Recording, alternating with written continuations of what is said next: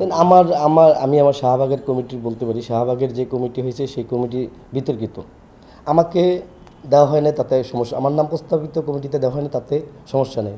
আমরা যারা শাহবাগের রাজনীতি করি আমরা চাই আমার থেকে যোগ্য কাউকে দেখ, যার দীর্ঘদিনের রাজনৈতিক ব্যাকগ্রাউন্ড আছে, ১/১১ নেত্রী মুক্তি আন্দোলন করেছে, ছাত্রলীগ করেছে, তারপর হচ্ছে যে যাদের বিরুদ্ধে চাঁদাবাজির অভিযোগ নাই, ধান্দাবাজির অভিযোগ নেই, এরকম আমার থেকে যাকে যোগ্য মনে করে তাকে দেখ। তাতে আমার শাহবাগের মানে জনরসে মানে মানুষের মুখে মুখে শুনি শাহবাগের কমিটিতে, বিশেষ করে শাহবাগের যে সাধারণ সম্পাদক রয়েছে সে নাকি একটা বিপুল অঙ্ক মহানগরের সভাপতিকে দিয়েছে। আবার যে সভাপতি হয়েছে সে মহানগরের সাধারণ সম্পাদককে একটি বিপুল অঙ্ক দিয়েছে। আমি অঙ্কের কথাটা নাই বলি, কারণ বাংলাদেশ আওয়ামী লীগ একটা বৃহৎ রাজনৈতিক সংগঠন।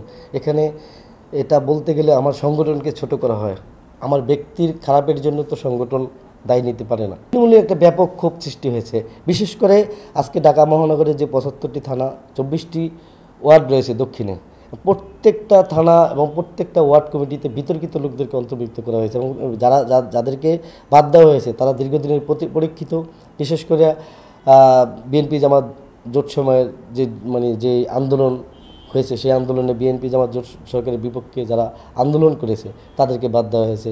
যারা ওয়ান রিমান্ডে নেত্রী মুক্তি আন্দোলনের জন্য কাজ করেছে, নেত্রী মুক্তি আন্দোলনের জন্য সেই সেনা সমর্থিত তত্ত্বাবধায়ক ফখরুদ্দিন মঈনুদ্দিনের বিপক্ষে রুখে দাঁড়িয়েছিল, গণস্বাক্ষর কর্মসূচিতে স্বাক্ষর করেছে, তাদেরকে বাদ দিয়ে হয়েছে। অতএব যাদেরকে এই ৭৫টি ওয়ার্ড ২৪টি থানাতে বাদ দেওয়া হয়েছে তারা সবাই একটা বিক্ষুব্ধ অবস্থায় রয়েছে। কোন সময় যে বিস্ফোরণ ঘটে সেটা আসলে সময় হলে আপনি দেখতে পারবেন যে কোনো সময় বিস্ফোরণ ঘটতে পারে।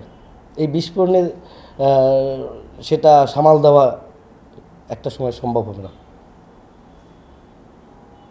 আমরা যারা রাজনীতি করি আমরা সবসময় চেষ্টা করি যে যারা বিগত সময়ে রাজনীতিতে যাদের কন্ট্রিবিউশন আছে, যারা দলের জন্য ত্যাগ করেছে, যারা দলের জন্য সর্বোচ্চ স্যাক্রিফাইস করেছে, তারাই যেই পথ আপনি মনে করেন যে যারা শিক্ষার্থী যারা পরীক্ষা দেয় উত্তীর্ণ হওয়ার জন্য একটা সময় তারা যখন উত্তীর্ণ হয় তাদের সেই বিষয়টা নিজেদের একটা আত্মতৃপ্তির বিষয় থাকে।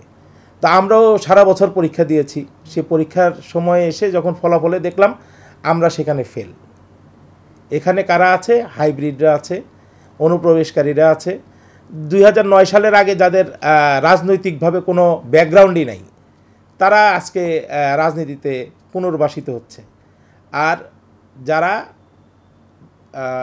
1/11-এর সময় এবং দলের দুঃসময় ২০০১ সাল থেকে বিভিন্ন সময় বিএনপি জামাত ক্ষমতায় থাকার পরে যারা জেল জুলুম হুলিয়া মাথায় নিয়ে দলের জন্য কাজ করেছে আজকে তারা বঞ্চিত হচ্ছে। সেটার মূল কারণ হলো আত্মীয়করণ, অর্থনৈতিক লেনদেন এবং সর্বোপরি যে কি বলে নৈতিক স্খলন যেটাকে বলে, সেটাই আমি মনে করি।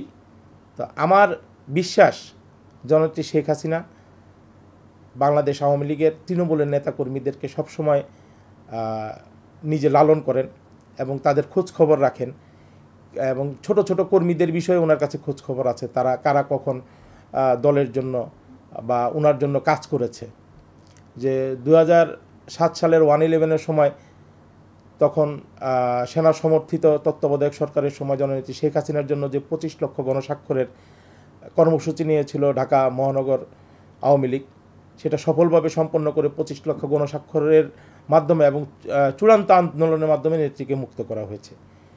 তো সেই বিষয়গুলো অনেকে জানেই না আজকে যারা আওয়ামী রাজনীতি করে, কারণ আওয়ামী লীগ আজকে ১৬ বছর ক্ষমতার মসনদে বসে যদি কেউ ত্যাগের বিষয় নিয়ে আসে সেখানে আপনি এটাকে কিভাবে দেখবেন?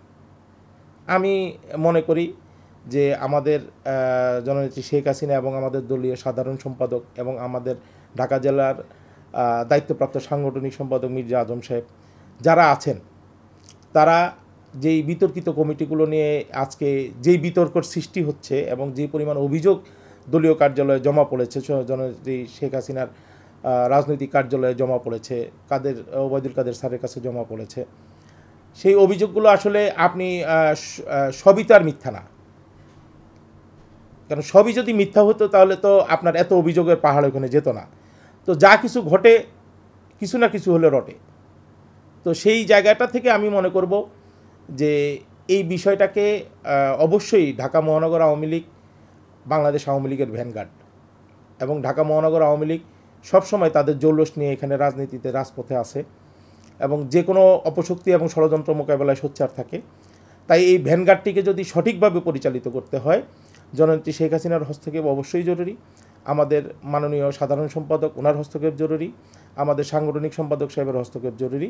এখানে অবশ্যই ত্যাগী এবং যারা বিগত দুঃসময় আওয়ামী লীগের দুঃসময় যারা নিজেদেরকে রাজপথে নিজেদেরকে পরীক্ষার প্রমাণ দিয়েছেন বা রাজপথের কর্মী হিসেবে প্রমাণ দিয়েছেন এবং যারা দলের জন্য সর্বোচ্চ ত্যাগ করেছেন তাদেরকে বাছাই করে এই কমিটিগুলো দেওয়া হোক, তাহলে আমি মনে করি এখানে বিতর্কের অবসান ঘটবে।